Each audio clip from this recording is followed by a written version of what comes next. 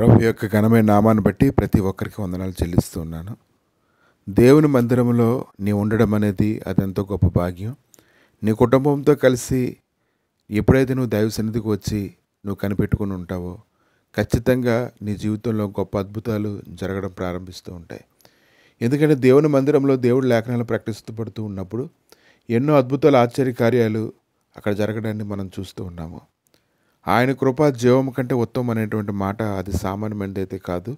ఆయన కృప మనం పొందుకోగలిగితే ప్రతి పరిస్థితిలో నుంచి కూడా మనం విడిపించబడతాం. కనుక ఈరోజు ఎప్పుడైతే దైవ సన్నిధిలోనికి వస్తామో, దైవ సన్నిధిలో మనం కనిపెడుతూ ఉంటామో, దేవుడి లేఖనాలు వింటూ ఉంటామో, చెడ్డదాన్ని మనం ఖచ్చితంగా అసహించుకుంటాము. సులువుగా దాన్ని త్రోసిపుచ్చి దైవ సన్నిధిలోనే ఉండడానికి గొప్ప కృపని మనం పొందుకోవడం అనేది జరుగుతూ ఉంటుంది. కనుక ఎప్పుడైతే ప్రభు వైపు మనం చూస్తూ ఉంటామో అప్పుడు మనం అభివృద్ధి చెందడం ప్రారంభిస్తూ ఉంటాము. మత్తయి సువార్త 8వ అధ్యాయము 1వ వచనం నుంచి కొన్ని వచనాలు చూసినప్పుడు, ఆయన కొండ మీద నుండి దిగి వచ్చినప్పుడు బహు జన సమూహములు ఆయనను వెంబడించెను. ఇదిగో కుష్ఠరోగి వచ్చి ఆయనను మ్రొక్కి, ప్రభువా నీకిష్టమైతే నన్ను శుద్ధినిగా చేయగలవనెను.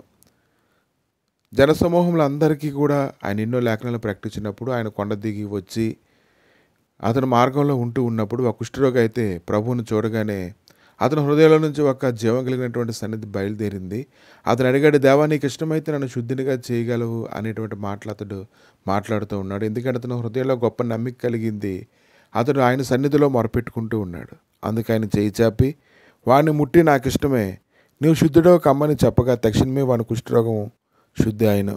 అప్పుడు యేసు ఎవరితోనూ ఏమీ చెప్పక సుమి, కానీ నీవు వెళ్ళి వారికి సాక్ష్యార్థమై నీ దేహముని యాజకుని కనపరుచుకొని మోషే నియమించిన కానుక సమర్పించమని వానితో చెప్పాను. కనుక ఈ దినాన్ని ఎప్పుడైతే ఆయన వైపు చూస్తూ ఉంటామో మనం ఏం మాట్లాడాలో ఖచ్చితంగా దాన్ని మనం పొందుకోగలుగుతాము.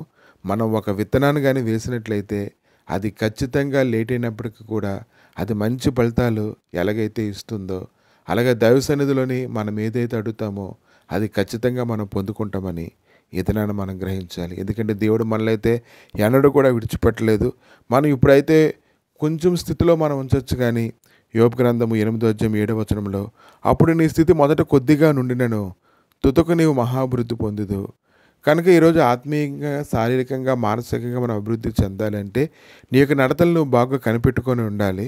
నీ మార్గము నీకు దృష్టికి సరిగా కనబడవచ్చు, కానీ దేవుడి లేఖనాల యొక్క వెలుగులోనికి తీసుకొని వచ్చినప్పుడు నువ్వు ఎలా ఉన్నావో ఖచ్చితంగా నువ్వు తెలుసుకోగలుగుతావు.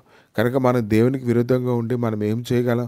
ఆయనకు విరోధంగా ఉండి తిరుగుబాటు చేయడం వల్ల మనం ఏం ప్రయోజనాన్ని మనం పొందుకోగలం? కనుక ఎప్పుడైతే ఆయన వైపు మనం చూస్తామో దేవుడే నా ఆశ్రయము, నా దుర్గము, నా కోటనై ఉన్నాడని భక్తుడు ఎలాగైతే మాట్లాడుతున్నాడో ఈ దినాన తగినంత ఆత్మీయ ఆహారాన్ని తీసుకోగలగాలి. కనుక ఆయన మనం విడిచిపెట్టకుండా ఆయన సన్నిధిలో క్రమంగా మనం వెంబడించడానికి ఇష్టపడాలి. అలా ఎప్పుడైతే నువ్వు అలా వెంబడిస్తూ ఉంటావో నీకు ఒక నమ్మిక కలుగుతుంది. ఆ నమ్మికను బట్టి నీ జీవితంలో దేవుడు గొప్ప కార్యాలు చేయడం అనేది జరుగుతూ ఉంటుంది. కుష్ఠరోగిలో అటువంటి నమ్మిక కలిగింది. ప్రభువుని చూడగానే ఆయన దగ్గర అలా మొరపెట్టుకోవాలని, ఆయన నీకు ఇష్టమైతే ప్రభు అనేటువంటి దీనత్వంలోకి అతను నడిపించబడ్డాడు. అలా నడిపించబడినప్పుడు ఖచ్చితంగా అతను విడుదల పొందుకోవడం అనేది జరిగింది. కాబట్టి ఎవరైతే విరిగి నలిగిన హృదయంతో ఉంటారో వారు ఖచ్చితంగా సరైనటువంటి విజ్ఞాపన చేస్తారో, సరిగా ప్రార్థనలో ఆయనతో మాట్లాడుతూ ఉంటారు. ఆ యొక్క మాటలను బట్టి దేవుడు ఖచ్చితంగా ఆయన దిగివచ్చి గొప్ప కార్యాలు చేయడానికి ఆయన శక్తిమంతుడై ఉన్నాడు. ప్రభా మీ దయగలిగిన హస్తాలకు నాయన ఈ సమయంలో అప్పగించుకొని స్తుతించి ప్రార్థిస్తుండగా, ప్రభా నువ్వు గొప్ప కార్యాలు చేయడానికి నువ్వు శక్తిమంతుడు కనుక నీకు స్తోత్రాలు నాయన. నీ సన్నిధిని సమాధానం తండ్రి దినమును మాకు తోడుగా ఉంచి అన్ని విషయంలో బలపరచమని, స్థిరపరచమని, మహిమ సన్నిధిని నడిపించమని, మీ శాశ్వతమైన సన్నిధిని నాయన తోడుగా ఉంచి కృప చూపించి దేవా ప్రతి విషయంలో విడిపించి బలపరచమని యేసుక్రీస్తు నామములు అడిగి వేడుకుంటున్నాము తండ్రి. ఆమేన్.